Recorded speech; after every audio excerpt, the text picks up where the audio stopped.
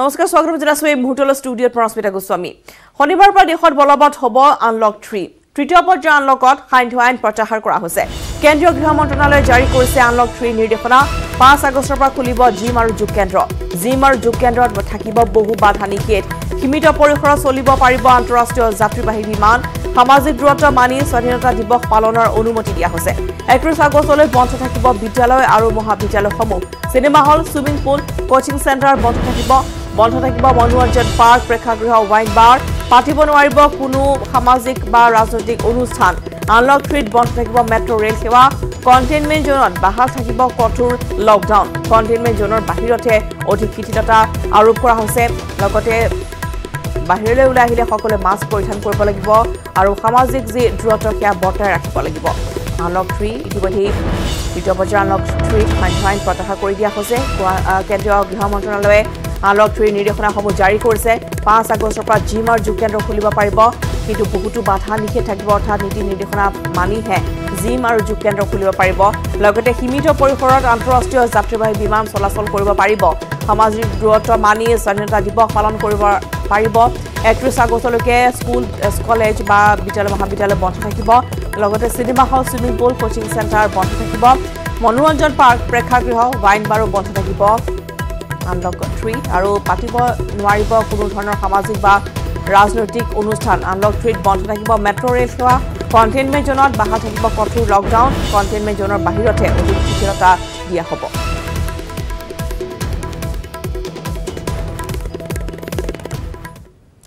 আজি আৰু কাইলৈ চলিব আন্তঃজিলা বাছ সেৱা অনলাইন যোগে যাত্ৰীসকলে বুকিং কৰিব পাৰিব টিকট redbus.in ৱেবছাইট যোগে বুকিং কৰিব পাৰিব টিকট আজিৰ বাবে 51খন আৰু কাইলৈৰ বাবে বুকিং হৈছে 52খনকৈ বাছৰ সকলোবোৰ টিকট ইৰ বাবে আন্তঃজিলা বাছ সেৱাৰ সিদ্ধান্ত পৰিবহণ বিভাগৰ 30 আৰু 31 জুলাইত দুটাকৈ দিন আন্তঃজিলা বাছ সেৱা চলাচল কৰিব অনলাইন যোগে ইতিমধ্যে যাত্ৰীসকলে টিকট বুক কৰিছে redbus.in ৱেবছাইট যোগে বুকিং কৰিব পাৰিব টিকট আৰু আজি 51খন আৰু কাইলৈৰ বাবে বুকিং ইতিমধ্যে 52খন বাছৰ সকলো টিকট ইৰ বাবে আন্তঃজিলা বাছ সেৱাৰ সিদ্ধান্ত লৈছিল পৰিবহণ বিভাগে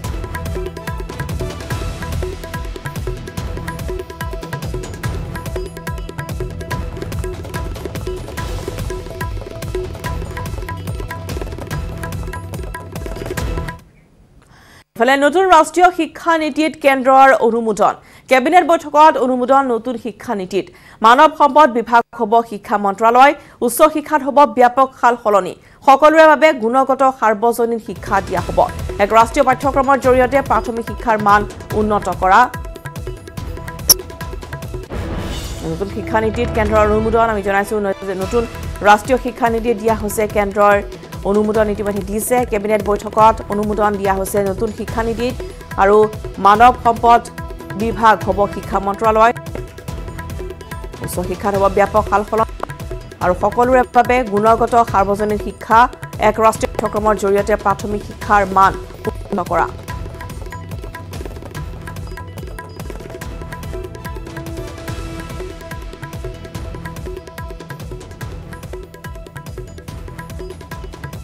নতুন ৰাষ্ট্ৰীয় শিক্ষা 10+2 ঠাইত হ'ব 5+3+4 অৰ্থাৎ নতুন শিক্ষা ব্যৱস্থা নতুন পদ্ধতিৰে হ'ব শিক্ষা য'ত প্ৰথম 5 বছৰত প্ৰাক প্ৰাথমিক প্ৰথম আৰু দ্বিতীয় শ্ৰেণী থাকিব পিছৰ 3 বছৰ থাকিব তৃতীয় চতুৰ্থ পঞ্চম শ্ৰেণী তাৰ পিছৰ 3 বছৰত থাকিব ষষ্ঠ সপ্তম আৰু অষ্টম শেষৰ 4 বছৰ থাকিব নৱম দশম একাদশ আৰু দ্বাদশ দশম শ্ৰেণী বা হাইস্কুল শিক্ষান্ত পৰীক্ষা বুলি কোনো পৰীক্ষা নাথাকিব অষ্টম শ্ৰেণীৰ পৰা দ্বাদশলৈ 8টা ষান্মাসিকত হ'ব পৰীক্ষাসমূহ প্ৰতি বছৰে হ'ব দুটাকৈ ষান্মাসিকৰ পৰীক্ষা নতুন শিক্ষা নীতি য'ত বৰ্তমান প্ৰথম 5 বছৰত প্ৰাক প্ৰাথমিক আৰু প্ৰথম দ্বিতীয় শ্ৰেণী ধাৰ্য কৰা হৈছে প্ৰথম 5 বছৰত পিছৰ 3 বছৰ থাকিব তৃতীয় চতুৰ্থ পঞ্চম শ্ৰেণী তাৰ পিছৰ 3 বছৰত থাকিব ষষ্ঠ সপ্তম আৰু অষ্টম শেষৰ 4 বছৰ থাকিব নৱম একাদশ দ্বাদশ দশম হাইস্কুল শিক্ষান্ত পৰীক্ষা বুলি কোনো নিৰ্দিষ্ট পৰীক্ষা নাথাকিব অষ্টম শ্ৰেণীৰ পৰা দ্বাদশলৈকে 8টা ষান্মাসিকত পৰীক্ষাসমূহ অনুষ্ঠিত হ'ব আৰু প্ৰতি বছৰে হ'ব দুটাকৈ ষান্মাসিকৰ পৰীক্ষা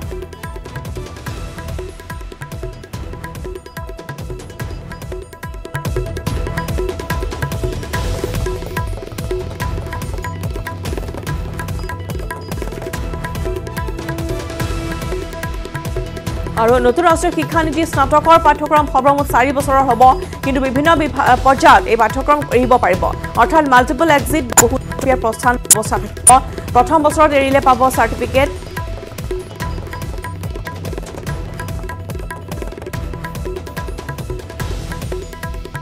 প্ৰথম বছৰত এৰিলে চাৰ্টিফিকেট লাভ কৰিব লগতে দ্বিতীয় বছৰ যদি তেওঁলোকে এৰে তেতিয়া লাভ কৰিব ডিপ্লোমা তৃতীয় বছৰত এৰিলে পাব ডিগ্ৰী স্নাতকৰ চতুৰ্থ বছৰটো হ'ব গৱেষণামূলক অধ্যয়ন মহাবিদ্যালয়ত নামভৰ্তিৰ কাৰণে দিব লাগিব প্ৰৱেশ পৰীক্ষা গোটেই দেশতে হ'ব এটাই মহাবিদ্যালয় প্ৰৱেশ পৰীক্ষা অৰ্থাৎ এন্ট্ৰেন্স দিব লাগিব তেওঁলোকে মহাবিদ্যালয়ত নামভৰ্তিৰ বাবে আৰু এই ক্ষেত্ৰতো কেতবোৰ নতুন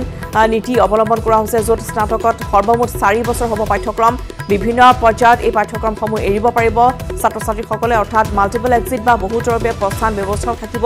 য'ত প্ৰথম বছৰত যদি অধ্যয়ন তেওঁলোকে সমাপ্ত কৰে তেনেহ'লে এখন চাৰ্টিফিকেট লাভ কৰিব দ্বিতীয় বছৰৰ অধ্যয়ন সমাপ্ত কৰিলে পাব ডিপ্লোমা তৃতীয় বছৰত এৰিলে পাব ডিগ্ৰী আৰু স্নাতকৰ চতুৰ্থটো বছৰত হ'ব গৱেষণামূলক অধ্যয়ন মহাবিদ্যালয়সমূহত নামভৰ্তিৰ কাৰণে দিব লাগিব প্ৰৱেশ পৰীক্ষা সমগ্ৰ দেশতে হ'ব এটাই মহাবিদ্যালয় প্ৰৱেশ পৰীক্ষা শিক্ষা ব্যৱস্থাত মাতৃভাষাই পাব অগ্ৰাধিকাৰ পঞ্চম শ্ৰেণীলৈকে মাতৃভাষাতে হ'ব শিক্ষা পঞ্চম শ্ৰেণী অষ্টম শ্ৰেণীত ইংৰাজী ঐচ্ছিক বিষয় হিচাপে থাকিব আধুনিক ভাৰতীয় ভাষা আঞ্চলিক ভাষা সংস্কৃত ভাষাক দিয়া হ'ব গুৰুত্ব গঠন হ'ব ভাৰতীয় অনুবাদ আৰু ব্যাখ্যা প্ৰতিষ্ঠান তিনিটা ভাষাৰ ফৰ্মুলাত সংস্কৃত অবিচ্ছেদ্য অংগ হ'ব শিক্ষাৰ সমল কিতাপ দৃশ্যশ্ৰাব্য সমল ভাৰতীয় ভাষাত উপলব্ধ হ'ব ছাত্ৰ-ছাত্ৰীৰ বিজ্ঞানসন্মত উদ্ভাৱনী মস্তিষ্কৰ বিকাশত গুৰুত্ব দিয়া হ'ব পৰম্পৰাগত ভাৰতীয় জ্ঞানক বিভিন্ন পৰ্যায়ত অন্তৰ্ভুক্ত কৰা হ'ব বিভিন্ন পৰ্যায়ত ভাৰতীয় ভাষা সংগীত কলা দৰ্শন আদিক প্ৰাধান্য দিয়া হ'ব ছাত্ৰ-ছাত্ৰীসকলে কিছুদিন বিৰতি লৈ শিক্ষামূলক ভ্ৰমণ কৰিব পাৰিব দেশৰ ৪৫,০০০ মহাবিদ্যালয়ক অধিক ক্ষমতা প্ৰদান কৰা হ'ব এই 4 বছৰীয়া বিএড পাঠ্যক্ৰম আৰম্ভ কৰা হ'ব এটা 4 বছৰীয়া বিএড পাঠ্যক্ৰম আৰম্ভ কৰা হ'ব লগতে দেশৰ ৪৫,০০০ মহাবিদ্যালয়ক অধিক ক্ষমতা প্ৰদান কৰা হ'ব শিক্ষামূলক ভ্ৰমণ কৰিব পাৰিব ছাত্ৰ-ছাত্ৰীসকলে লগতে ভাৰতীয় পৰম্পৰাগত যিসমূহ জ্ঞান তাত বিভিন্ন পৰ্যায়ত অন্তৰ্ভুক্ত কৰা হ'ব বিভিন্ন পৰ্যায়ত ভাৰতীয় ভাষা সংগীত কলা দৰ্শন আদিক প্ৰাধান্য দিয়া হ'ব ছাত্ৰ-ছাত্ৰীসকলে কিছুদিন বিৰতি লৈ শিক্ষামূলক ভ্ৰমণো কৰিব পাৰিব আৰু দেশৰ ৪৫,০০০ মহাবিদ্যালয়ক দিয়া হ'ব অধিক ক্ষমতা এটা 4 বছৰীয়া বিএড পাঠ্যক্ৰমো আৰম্ভ কৰা হ'ব নতুন শিক্ষানীতিৰ জৰিয়তে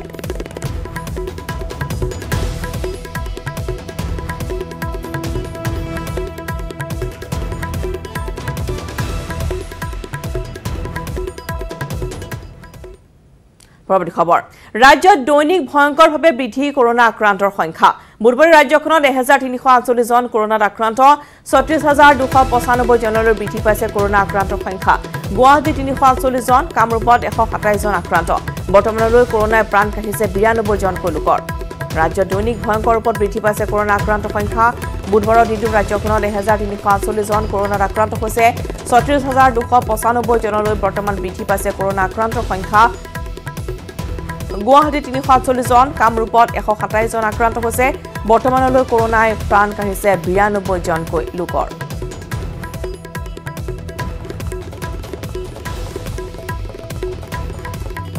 ৰাজ্যৰ বৰ্তমান শেহতীয়া খবৰ আমি জনাইছো য'ত কৰোনাত আক্ৰান্ত হৈ ইতিমধ্যে চিকিৎসাধীন হৈ আছে 1348 জন বুধবাৰৰ দিনটো 36295 জনলৈ বৰ্তমান ৰাজ্যখনত কৰোনা আক্ৰান্তৰ সংখ্যা বৃদ্ধি পাইছে আৰু গুৱাহাটী মহানগৰীত এই সংখ্যা 348 জন বুধবাৰৰ দিনটোত আৰু কামৰূপত এই সংখ্যা হৈছে 127 জন বৰ্তমানলৈ কৰোনাত আক্ৰান্ত হৈ প্ৰাণ হেৰুৱাইছে ৰাজ্যৰ 92 জনকৈ লোকে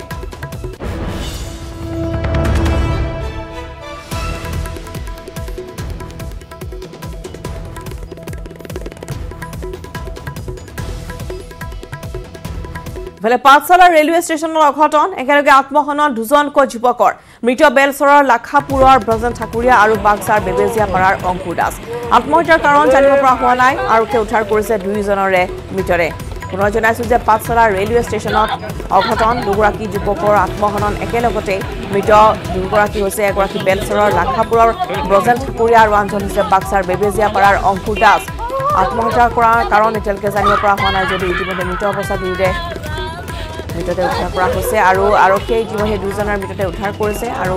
মৃতদেহ উদ্ধাৰ কৰাৰ পিছতে আত্মীয় স্বজনক খবৰ দিয়াত এনেদৰে কান্দোনত ভুগি পৰিছে দুগৰাকী যুৱকৰে পৰিয়ালবৰ্গ কাৰণ জানিব পৰা হোৱা নাই দুজনকৈ যুৱকৰ আত্মহত্যা এনেদৰে ৰেলপথত পাঠশালাৰ ৰেলৱে ষ্টেচনত এই অঘটন সংঘটিত হয়।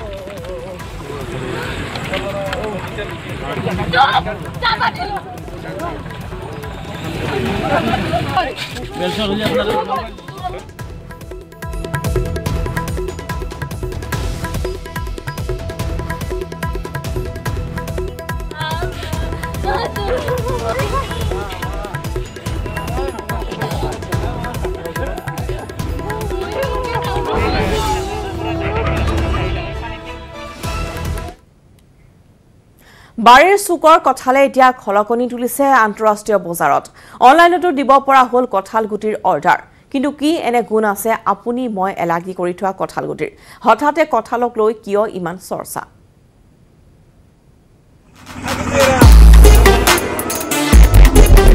কঁঠালক লৈ কৌতূহল, কৰোণাক কঙাল কৰে কঁঠালে। আন্তঃৰাষ্ট্ৰীয় বজাৰত বাঢ়িছে চাহিদা। অসমৰ গ্ৰাম্যাঞ্চলৰ বাৰীৰ চুকে কোণে এলাগি হৈ পৰি থকা কঁঠালে এতিয়া খলকনি তুলিছে আন্তঃৰাষ্ট্ৰীয় বজাৰত। মুখ খাকৈ লমালমে লাগি থকা কঁঠালক লৈ হেতা ওপৰা লাগিছে বজাৰত। ছচিয়েল মিডিয়াতো সৰব চৰ্চা কঁঠালক লৈ, কাৰণ গুজব উঠিছে কঁঠাল খালে হেনো বিনাশ হয় মহামাৰী কৰোণা। কেৱল চহৰ নগৰৰ বজাৰেই নহয়, অনলাইনতো গঢ়ি উঠিছে এখন বিশাল বজাৰ। বিশ্ববিখ্যাত অনলাইন প্ৰতিষ্ঠান এমাজনতো এটা ক্লিক কৰি আপুনি অৰ্ডাৰ দিব পাৰে কঁঠাল গুটিৰ।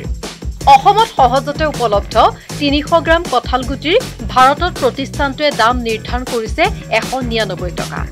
এই খবৰৰ পাছতে এতিয়া কঁঠালক লৈ এক প্ৰকাৰ হাহাকাৰ লাগিছে অসমৰ বজাৰত। পূৰ্ণ সুযোগ লৈছে মধ্যভোগীয়ে, হুৰাহুৰে বাঢ়িছে কঁঠালৰ দাম।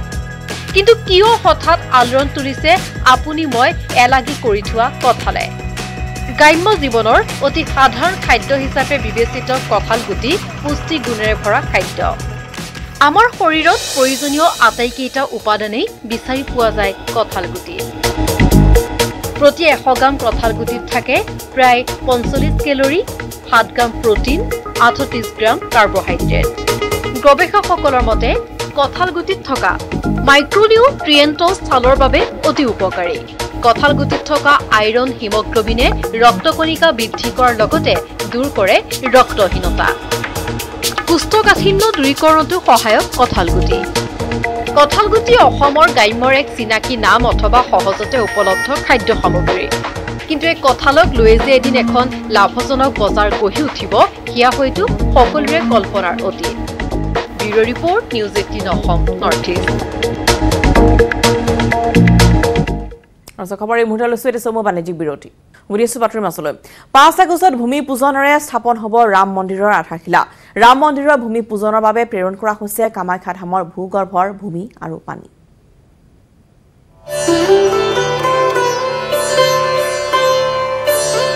সুদীৰ্ঘকাল জোৰা সংগ্ৰামৰ অন্তত আহি আছে সেই মহেন্দ্ৰক্ষণ। ৰাম জন্মভূমি অযোধ্যাত নিৰ্মাণ হ'ব বহু চৰ্চিত ৰাম মন্দিৰ। ৫ আগষ্টত ৰাম মন্দিৰ নিৰ্মাণৰ বাবে ভূমি পূজন কৰিব ভাৰতৰ প্ৰধানমন্ত্ৰী নৰেন্দ্ৰ মোদীয়ে। ৰাম মন্দিৰৰ ভূমি পূজনলৈ প্ৰেৰণ কৰা হৈছে কামাখ্যা ধামৰ ভূগৰ্ভৰ পবিত্ৰ ভূমি আৰু জল। कामाख्या माता की जय, कामाख्या माता की जय, श्री राम जन्मभूमि की जय, श्री राम जन्मभूमि की जय, काशी विश्वनाथ की जय। गुवाहाटी शाखार भारत विश्व हिन्दू परिषदर सदस्य आহি আমাৰ পৰা এই মাটি সংগ্ৰহ কৰিছে। জল ভিতৰ ভাগৰ পৰা দিয়া মাটি আৰু জল যেটো আমাৰ কেম্পাছৰ ভিতৰৰ মাটি, যেটো আমাৰ দেৱালৰ ভিতৰৰ মাটি, তাৰ পৰা তেওঁলোক আনি পেলাই দিয়া হৈছে। কেৱল কামাখ্যা ধামেই নহয়, প্ৰেৰণ কৰা হৈছে মহাবাহু ব্ৰহ্মপুত্ৰৰ ভূজলো। সমান্তৰালভাৱে পৰশুৰাম কুণ্ড, ত্ৰিপুৰেশ্বৰী মন্দিৰ, ধনচিৰি আদিৰ পৰাও প্ৰেৰণ কৰা হৈছে মাটি আৰু পানী। এই কাৰ্যৰ বাবে বিশেষকৈ বিশ্ব হিন্দু পৰিষদে গ্ৰহণ কৰিছে দায়িত্ব।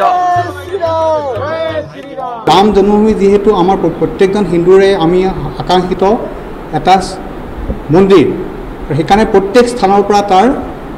এটা কণ্ট্ৰিবিউশ্যন থাকিব লাগে। সেইকাৰণে আমি ভাৰতৰ বিভিন্ন স্থানৰ পৰা, পবিত্ৰ যিমানবোৰ স্থানৰ পৰা অলপ হ'লেও তাত যাতে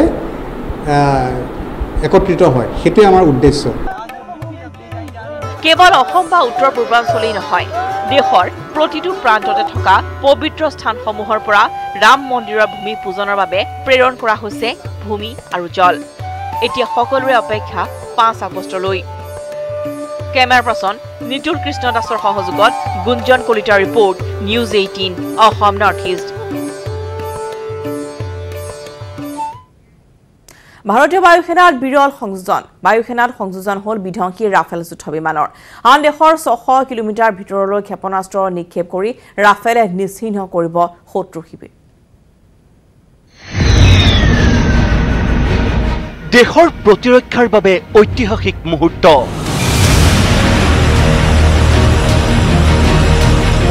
ভাৰতীয় বায়ুসেনাত সংযোজন অত্যাধুনিক ৰাফেল যুদ্ধ বিমান আকাশ মাৰ্গেৰে ৭,০০০ কিলোমিটাৰ অতিক্ৰমী ভাৰতত উপস্থিত ৫খন ৰাফেল যুদ্ধ বিমান হাৰিয়ানাৰ আম্বালাৰ বায়ুসেনা ঘাটিত অৱতৰণ ৰাফেল যুদ্ধ বিমানৰ ভাৰতৰ আকাশ মাৰ্গত প্ৰৱেশ কৰাৰ লগে লগে দুখন সুখয় 30 বিমানে স্বাগতম জনাই ৰাফেল যুদ্ধ বিমান কেইখনক দুখন সুখয় 30 বিমানৰ সুৰক্ষা বেষ্টনীৰ মাজত আম্বালাৰ বায়ুসেনা ঘাটিত অৱতৰণ ৰাফেল যুদ্ধ বিমানৰ আম্বালাত ৰাফেলক স্বাগতম জনাই বায়ুসেনা প্ৰধানে দ্বৈত ইঞ্জিনযুক্ত অত্যাধুনিক ৰাফেল যুদ্ধ বিমানৰ সংযোজনে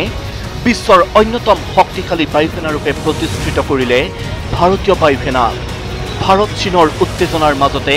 ৰাফেলৰ সংযোজনে মনোবল বৃদ্ধি কৰিছে ভাৰতীয় সেনা বাহিনীৰ সোমবাৰে ফ্ৰান্সৰ পৰা ভাৰত অভিমুখে উৰা মাৰিছিল এই 5খন ৰাফেল যুদ্ধ বিমানে ভাৰতলৈ অহাৰ সময়ত আৰবৰ আল হাফৰা বিমান ঘাটিত অৱতৰণ কৰে ৰাফেল যুদ্ধ বিমানে বুধবাৰে দিনৰ 11 বজাত আৰবৰ আল হাফৰা বিমান ঘাটিৰ পৰা ভাৰতলৈ বুলি উৰা মৰা যুদ্ধ বিমান কেইখনে প্ৰায় 3:15 মিনিটত অৱতৰণ কৰে আম্বালাত 5খন অত্যাধুনিক ৰাফেল যুদ্ধ বিমানে ভাৰত মহাসাগৰৰ আকাশ মাৰ্গত প্ৰৱেশ কৰাৰ লগে লগে ভাৰত মহাসাগৰলৈ স্বাগতম বুলি অডিঅ' মেছেজ প্ৰদান কৰে নৌসেনাৰ যুদ্ধ জাহাজে আনহাতে দেশৰ প্ৰধানমন্ত্ৰী নৰেন্দ্ৰ মোদীয়ে টুইট যোগে স্বাগতম জনায় ৰাফেল যুদ্ধ বিমান কেইখনক গৃহমন্ত্ৰী অমিত শ্বাহে ৰাফেল অৱতৰণৰ দিনটোক এটা ঐতিহাসিক দিন আখ্যা দিয়ে ফ্ৰান্সৰ ডাছল্ট এভিয়েশ্যনে নিৰ্মাণ কৰিছে এই অত্যাধুনিক ৰাফেল যুদ্ধ বিমান চীনৰ আটাইতকৈ শক্তিশালী যুদ্ধ বিমান J-20তকৈ অধিক শক্তিশালী ৰাফেল J-20ক অনায়াসে প্ৰতিহত কৰিব পাৰিব ভাৰতৰ ৰাফেল যুদ্ধ বিমানে আণৱিক সমৰাস্ত্ৰৰে সজ্জিত ৰাফেল বিমানে আকাশ মাৰ্গত যুদ্ধৰ লগতে আকাশৰ পৰা ভূমিলৈও আণৱিক অস্ত্ৰ নিক্ষেপ কৰিব পাৰে উল্লেখযোগ্য যে প্ৰথমখন ৰাফেল যুদ্ধ বিমান বিগত বছৰৰ অক্টোবৰ মাহত ভাৰতলৈ অনা হৈছিল 2021ৰ ভিতৰত 36খন ৰাফেল বিমান পাবহি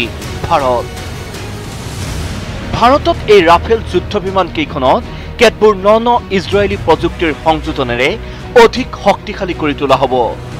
36খন ৰাফেলৰ সংযোজনে অপ্ৰতিৰোধ্য কৰি তুলিব ভাৰতীয় বায়ুসেনাক এটা কথা ঠিক যে অত্যাধুনিক ৰাফেলৰ সংযোজনে বুকু কপাইছে চীন পাকিস্তানৰ দৰে ভাৰতৰ কপটীয়া প্ৰতিবেশী ৰাষ্ট্ৰৰ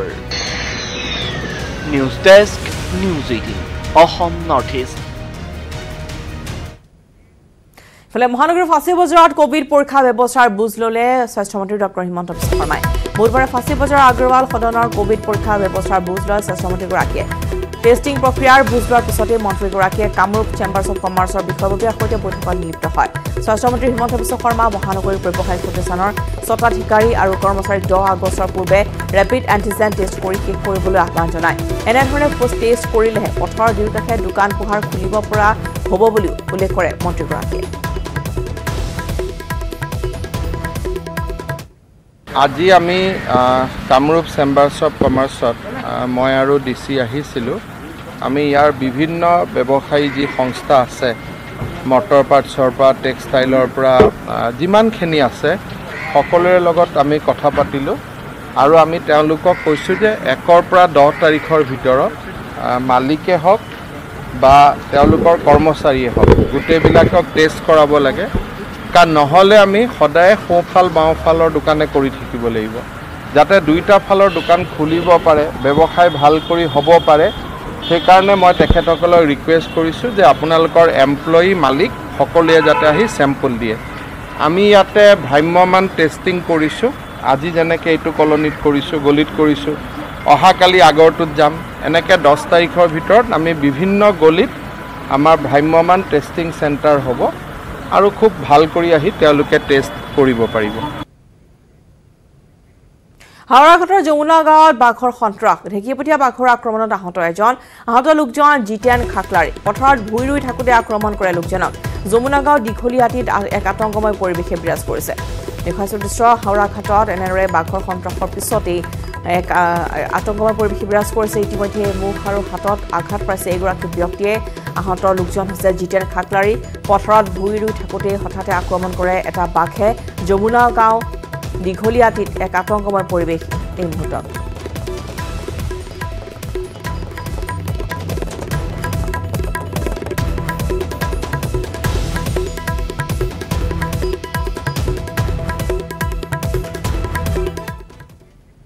আৰু খবৰ এই মুহূৰ্তত পুনৰ লৈছো আন এটি বিৰতি।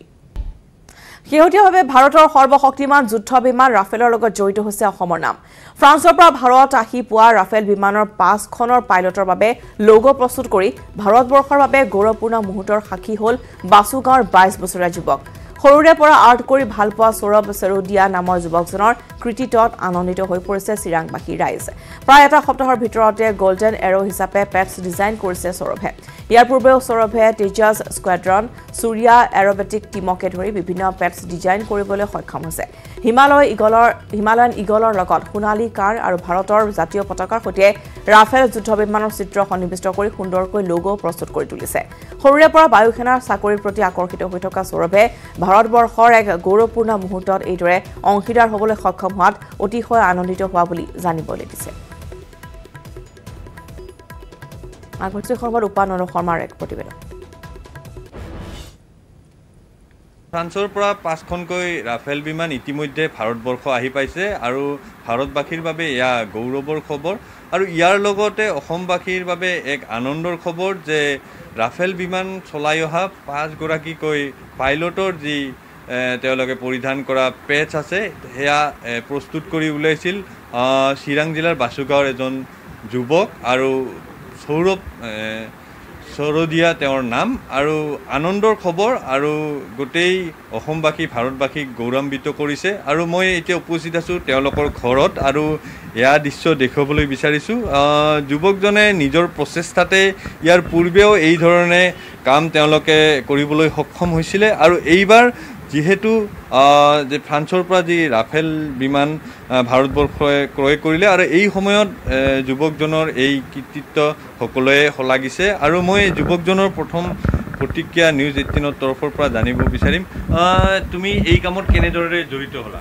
तो मैं काफ़ी बचपन से ही मेरे को एयरफोर्स ज्वाइन करने का मन था। मैं काफ़ी मूवीज़ वगैरह देखता था एंड गेम्स वगैरह भी खेलता था, तो मेरे को काफ़ी इंस्पिरेशन मिलता था कि एयरफोर्स में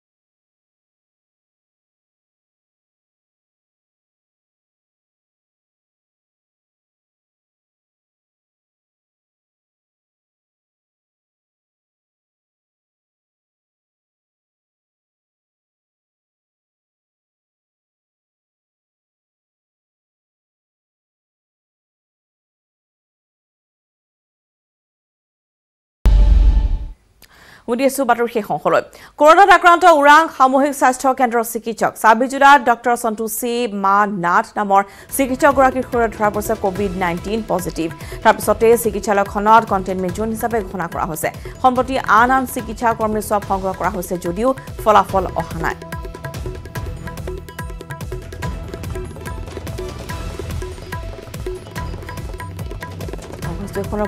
ৰিপুঞ্জয় নাথৰ প্ৰতিবেদন কৰোনা ভাইৰাছৰ ভয়ানক সংক্ৰমণৰ দিশে ওদালগুৰি জিলাৰ ওৰাং আৰু এই ওৰাঙৰ যি সামূহিক স্বাস্থ্য কেন্দ্ৰ এই সামূহিক স্বাস্থ্য কেন্দ্ৰখনত সন্তোষীমা নাথ নামৰ যি ডক্টৰগৰাকী আছিলে আৰু তেওঁৰ যি সংক্ৰমণ হৈছিলে আৰু যি স্বাব টেষ্ট পৰীক্ষা কৰাৰ ফলত তেওঁ কৰোনা আক্ৰান্ত বুলি চিনাক্ত কৰা হৈছিলে তাৰ পিছতে কিন্তু ঢেকীয়াজুলিত তেওঁ বিয়া খাব গৈছিলে আৰু ঢেকীয়াজুলিত আৰু তেওঁৰ প্ৰায় বহু লোকক সংক্ৰমণ হোৱা বুলি আশা কৰা হৈছে আৰু বহু লোকৰ ইতিমধ্যে পজিটিভ বুলি ধৰা হৈছে আৰু সেই সময়তে কিন্তু ওৰাঙৰ সম্পূৰ্ণ এই স্বাস্থ্য কেন্দ্ৰখন কণ্টেইনমেণ্ট জোনলৈ ঘোষণা নিয়ন্ত্ৰিত কৰা হৈছে আৰু ইয়াতে কোনো ৰোগীক তেওঁলোকে পৰীক্ষা নকৰে বা যি আজি দুদিন ধৰি তেওঁলোকে ইয়াতে কোনো ধৰণৰ যি চিকিৎসা প্ৰদান কৰা হোৱা নাই আৰু এক নিয়ন্ত্ৰিত এলেকালৈ এইখন স্থানান্তৰিত কৰা হৈছে আৰু ইয়াৰ যি ৰোগীসকল আছে অন্য স্থানত তেওঁলোকক চিকিৎসা প্ৰদান কৰি থকা হৈছে এই মুহূৰ্তত মোৰ লগত ওৰাং সামূহিক স্বাস্থ্য কেন্দ্ৰৰ যি ডক্টৰগৰাকী আছে চিকিৎসকগৰাকী আছে তেওঁৰ পৰা মই জানিব বিচাৰিম যে আচলতে কি কাৰণত আপোনালোকে কণ্টেইনমেণ্ট ঘোষণা কৰিব লগা হ'ল আমাৰ যোৱাকালি আমাৰ ইয়াতে কৰ্মৰত এগৰাকী চিকিৎসক বিষয়া ডক্টৰ সন্তোষীমা নাথ পজিটিভ বুলি ধৰা কোভিড-19 পজিটিভ বুলি ওলালে ৰিপৰ্ট তেওঁ গৈ তেজপুৰ মেডিকেল কলেজত নিজাববীয়াকৈ কৰিছিলে তেখেতে গাটো বেয়া হৈ থকাৰ কাৰণে তো আমি লগে লগে গম পোৱাৰ লগে লগে আমি কণ্টেইনমেণ্টৰ ব্যৱস্থাখিনি কৰিছোঁ আৰু হস্পিটেল চেনিটাইজেশ্যনৰ যিখিনি ব্যৱস্থা কৰিছোঁ গভৰ্ণমেণ্ট প্ৰট'কল মতে আমি যিখিনি নিয়ম কৰিব লাগে আমি সেইখিনি ফ'ল' কৰিবলৈ চেষ্টা কৰিছোঁ ইয়াতে যি আপোনালোকৰ যিটো এই বৃহত্তৰ ওৰাং অঞ্চলত আপোনাৰ অন্য চিকিৎসালয় নাই এই ক্ষেত্ৰত আপোনালোকে কি ব্যৱস্থা কৰিছে অন্য চিকিৎসালয় যি এই মুহূৰ্তত আহিলে কি ব্যৱস্থা কৰিব আমাৰ হস্পিটেলৰ দুটা পাৰ্ট আছে তো আপোনালোকে দেখিব দুটা পাৰ্ট আছে এটা পাৰ্টত তেখেতৰ মুভমেণ্টটো বেছি আছিলে যিটো পাৰ্টত মুভমেণ্টটো বেছি আছিলে সেই পাৰ্টটো আমি কণ্টেইনমেণ্ট হিচাপে ৰাখিছোঁ আৰু যিটো পাৰ্টত তেওঁৰ মুভমেণ্ট কম আছিলে সেই পাৰ্টটো আমি ভালদৰে চেনিটাইজেশ্যনৰ ব্যৱস্থা কৰি আমি ইমাৰ্জেঞ্চি ট্ৰিটমেণ্টখিনিৰ কাৰণে আমি সুবিধাটো ৰাখিছোঁ আৰু আমাৰ ওচৰত ইয়াতে 3খন হস্পিটেল আছে 6 কিলোমিটাৰ বেকত এখন ধনচিৰি ঘাটৰ যোনখন নিউ মিনি PHC এখন পাৱৰিপটত আছে SD আৰু মাজবাট মিনি PHC এই 3খন হস্পিটেল ওচৰত বাকী মানুহখিনি তাৰ পৰাও তেওঁলোকে চিকিৎসা সেৱাখিনি ল'ব পাৰিব ইমাৰ্জেঞ্চিখিনি আমি ৰাখিছোঁ সুবিধাখিনি সদ্যহতে তেওঁ ক'ত ট্ৰিটমেণ্ট কৰি থকা হৈছে ডক্টৰগৰাকী তেখেত এতিয়া তেজপুৰ মেডিকেল কলেজত আছে এতিয়া আপোনালোকে সন্দেহ কৰিছে নেকি আৰু কাৰোবাৰ আপোনালোকৰ কৰ্মচাৰী হ'ব তেওঁ গা বেয়া লগাৰ পিছত এদিনেই আহিছিলে মানে যোনদিনাখন আহিছিলে 23 তাৰিখ তো 23 তাৰিখৰ পিছত তেখেতে আৰু এতিয়ালৈকে অহা নাই গতিকে আমি আশা ৰাখিছোঁ চাগে আমাৰ নিগেটিভে আহিব তো আমাৰ গোটেইখিনি পৰীক্ষা কৰিবলৈ দিছোঁৱে নিগেটিভ আহিলে আমি কণ্টেইনমেণ্ট উঠোৱাৰ ব্যৱস্থা কৰিম আৰু যি PM-গৰাকী আছে আপোনালোকে যি স্বাব টেষ্টৰ কি ব্যৱস্থা কৰিছে বা স্থানীয় ওৰাঙো আজি লকডাউন ঘোষণা কৰিছে 14 দিনৰ কাৰণে যিহেতু ইয়াতে অলপ আতংকৰ সৃষ্টি হৈছে 3জন লোক ইতিমধ্যে ধৰা পৰিছে কি ব্যৱস্থা কৰিছে আমি আজি এতিয়া আমাৰ ইয়াতে আপোনাৰ স্বাব চেম্পল প্ৰায় 85জন ব্যক্তিৰ আমি স্বাব চেম্পল আমাৰ যিকেইটা প্ৰাইমেৰী কণ্টেক্ট আমি আইডেণ্টিফাই কৰিছিলোঁ আমাৰ সন্মানীয় চিকিৎসকগৰাকীৰ পজিটিভ হোৱাৰ পাছত আইডেণ্টিফাই কৰি যিগৰাকী প্ৰাইমেৰী কণ্টেক্ট আমি লৈছিলোঁ তেওঁলোকৰ স্বাব চেম্পল লোৱাৰ উপৰিও এই ওৰাং অঞ্চলৰ প্ৰায় আজি টোটেল 85জন ব্যক্তিয়ে মানে স্বাব চেম্পল লোৱা হৈছে আৰু এইটোৱে কৰিব বিচৰা হৈছে যাতে ইয়াত কোনো ধৰণৰ সংক্ৰমণ নাই সেইটো আমি নিশ্চিত কৰিবৰ কাৰণে চেম্পল পুৰা লৈ আছোঁ গহপুৰ আঙুলিয়াল পঞ্চায়তৰ বিলতীয়া আখৈপুঠা সংযোগী পথৰ তথৈ অৱস্থা যাতায়াত নৰক যন্ত্ৰণা ভুগিছে বিলতীয়া আখৈপুঠা জকা পৰাকে ধৰি কেইবাখনো গাঁৱৰ ৰাইজে পথ নে পথাৰ ধৰিবই নোৱাৰি অতি গুৰুত্বপূৰ্ণ কৃষি কৰ্মৰ বাবে যাতায়াতৰ মূল সংযোগস্থলী গ্ৰাম্য পথটিৰ ওপৰত কিন্তু গহপুৰৰ জনপ্ৰতিনিধিগৰাকীৰ চকু নপৰিল প্ৰায় 10ৰ পৰা 12খনকৈ গাঁৱৰ যোগাযোগস্থলী আৰু কৃষি কাৰ্যৰ বাবে সেই বাটে অহা যোৱা কৰিবই লাগে বহু বছৰ ধৰি পথটি পকীকৰণৰ ব্যৱস্থা কৰিবলৈ আহ্বান জনাইছে যদিও কোনো গুৰুত্ব নিদিলে জনপ্ৰতিনিধিয়ে ফলত বাৰিষা এনে বিধ্বস্ত পথৰে দৈনিক যাতায়াত কৰিবলগীয়া হয় ৰাইজে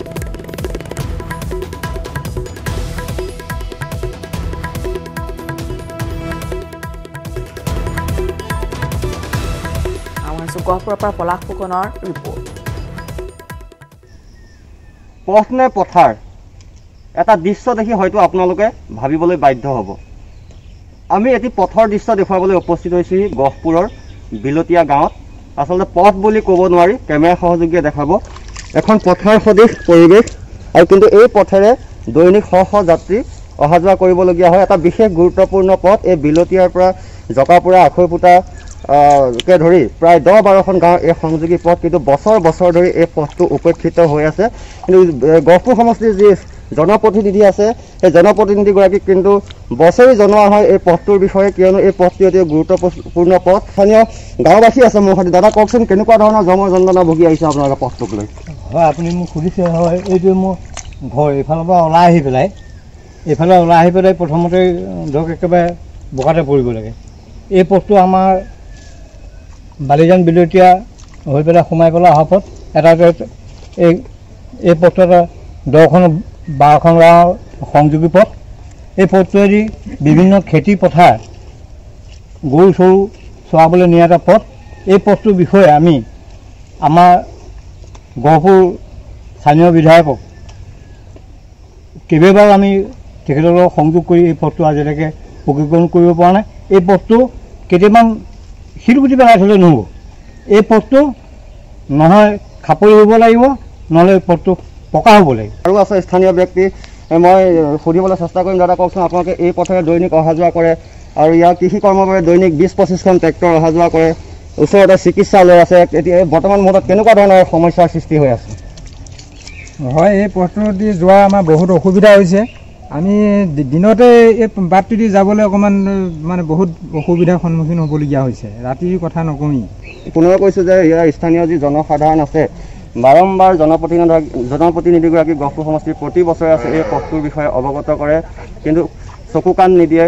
কিয় নিদিয়ে ই আটাইতকৈ গুৰুত্বপূৰ্ণ কথা। বছৰ বছৰ ধৰি এই পথটিত কিন্তু নৰক যন্ত্ৰণা ভুগি আহিছে গহপুৰ বিলতীয়া গাঁৱৰ ৰাইজে। কোনোবা বছৰ হয়তো কেইটামান চেন গ্ৰেভেল পালে, কিন্তু সেই চেন গ্ৰেভেলকেইটা এই পথটো উপযুক্ত কৰি তুলিব নোৱাৰে। সেই স্থানীয় ৰাইজে দাবী কৰে যে পকীকৰণ হওক অথবা ব্লক ইটা ব্যৱহাৰ কৰক। এই সম্বন্ধে গহপুৰ সমষ্টিৰ বিধায়কক বাৰম্বাৰ অনুৰোধ জনাই আহিছে প্ৰতি বছৰে, কিন্তু তথাপিও চকুৰ মুদা কুলি ভাৰত আজি ৰৈ থাকিল গহপুৰ সমষ্টিৰ বিধায়ক। কোভিড পৰীক্ষা কৰিবলৈ গৈ ৰাজ্যৰ ৰোষত পৰিছে ত্ৰিপুৰাৰ স্বাস্থ্যকৰ্মী আৰু আৰক্ষী। কৰোনা চহৰৰ বেমাৰ গাঁৱৰ নহয়, এই মন্তব্য কৰিছে স্বাস্থ্য পৰীক্ষা কৰিবলৈ যোৱা স্বাস্থ্যকৰ্মীক আৰু দুৰ্ব্যৱহাৰ কৰিছে ত্ৰিপুৰাৰ গাঁৱৰ ৰাইজে। ত্ৰিপুৰাত গাঁৱৰ মানুহৰ খং, কৰিবলৈ নিদিয়ে কোভিড টেষ্ট। স্বাস্থ্যকৰ্মীক বহু খেদা। ত্ৰিপুৰাত গাঁৱত কোভিড টেষ্ট কৰিবলৈ গৈ কঠিন পৰিস্থিতিৰ সন্মুখীন হৈছে স্বাস্থ্যকৰ্মী। গাঁৱত কৰিবলৈ নিদিয়ে কোভিড টেষ্ট। গাঁৱৰ মানুহৰ কথা, চহৰৰ মানুহৰহে হয় কৰোনা। নরমালে সার্ভে করতেছে তারা, আমরা কেউ ধরতে না, এরকম বুঝাইছি আমি। সবাই জিজ্ঞাসা করেন, আমি বুঝাইছি, আমরা মানছে না, আমি বুঝাইছিল। গতিকে গাঁৱত স্বাস্থ্য পৰীক্ষাত বাধা গাঁওবাসীৰ। স্বাস্থ্যকৰ্মীক দিছে বাধা। স্বাস্থ্যকৰ্মীৰ বুজনি নলয় তেওঁলোকে, বৰং গাঁৱৰ পৰা খেদি পঠিয়ালে স্বাস্থ্যকৰ্মীকহে। এরপরে যদি কেউ মনে করে না ঠিক আছে আমার টেস্ট করেন, আয়ও টেস্ট করেন। সব পরিবারে এরকম শুনতেছে না, দুই না খেয়ে নল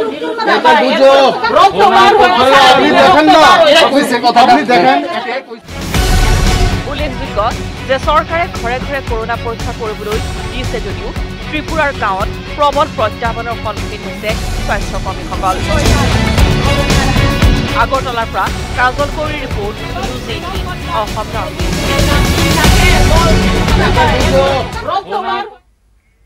সংঘাত নহয়, এবাৰ বন্ধুত্ব। যিখন অসমত দৈনিক ঘটে হাতী মানুহৰ সংঘাতৰ ঘটনা, সেইখন অসমৰ পৰা আহিছে এটা আশাপ্ৰদ খবৰ। এমাহে বানত আবদ্ধ হৈ থকা 100টা বন্যহস্তীৰ এটা বৃহৎ জাকক খাদ্য সামগ্ৰী যোগান ধৰি আহিছে মাজুলীৰ কেইখনমান গাঁৱৰ ৰাইজে। হস্তি মানৱৰ বন্ধুত্বৰ বিৰল চানেকি।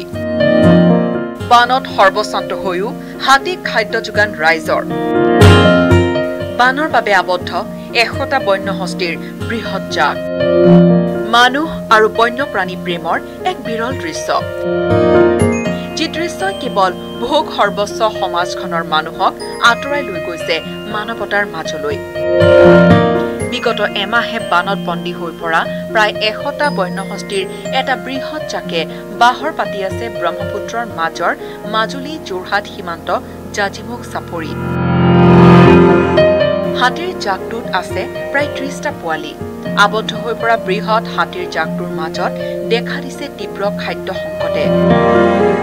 যাৰ বাবে হাতীৰ জাকটোক খাদ্য যোগান ধৰি আহিছে শালমৰা দক্ষিণপাট কুমাৰগাঁৱৰ ৰাইজে চাউল আনিছোঁ চেনি চাউল চব যিটো আছে খাদ্য সকলো লৈ আহিছোঁ ধৰক বানপানীত যিটো পলস পৰিলে সকলো জেগাতে গোটেই কহুৱা ঘাঁহ ফুটি আজৰি হ'ল বা কলবন নাইকিয়া হৈছে বানপানীৰ কাৰণে আমি অভয়াৰণ্য নাই আৰু দেখিছোঁ আমি তেওঁলোকে আকৌ খাবলৈ পোৱা নাই খাবলৈ নাপায় নিমাতী আমগুৰিৰ পৰা ধৰি তেওঁলোক আমাৰ শালমৰালৈকে ধৰি গোটেই দিশবিলাক ঘূৰি ফুৰিছে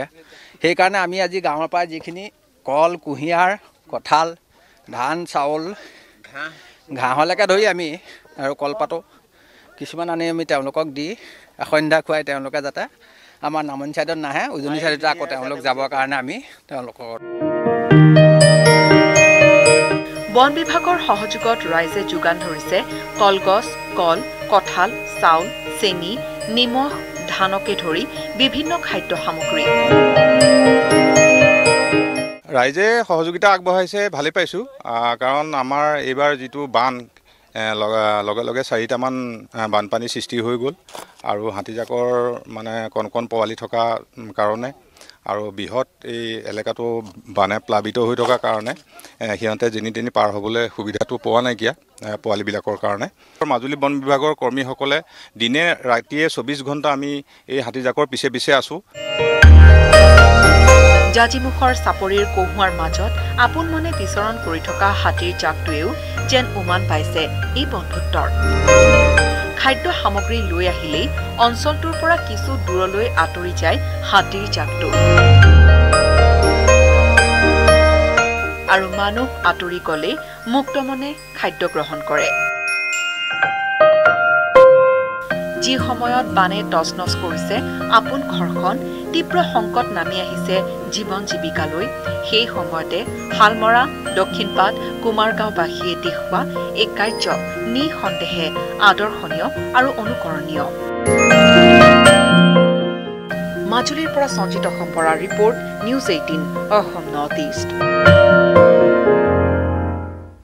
বাগজানৰ তেল খাদত বিস্ফোৰণৰ বাবে জগৰীয়া অইল বাগজান সন্দৰ্ভত ৰাষ্ট্ৰীয় সেউজ প্ৰাধিকৰণৰ গুৰুত্বপূৰ্ণ ৰায়দান ক্ষতিগ্ৰস্তক 3 তৰপীয়া ক্ষতিপূৰণৰ পৰামৰ্শ দিলে এনজিটিয়ে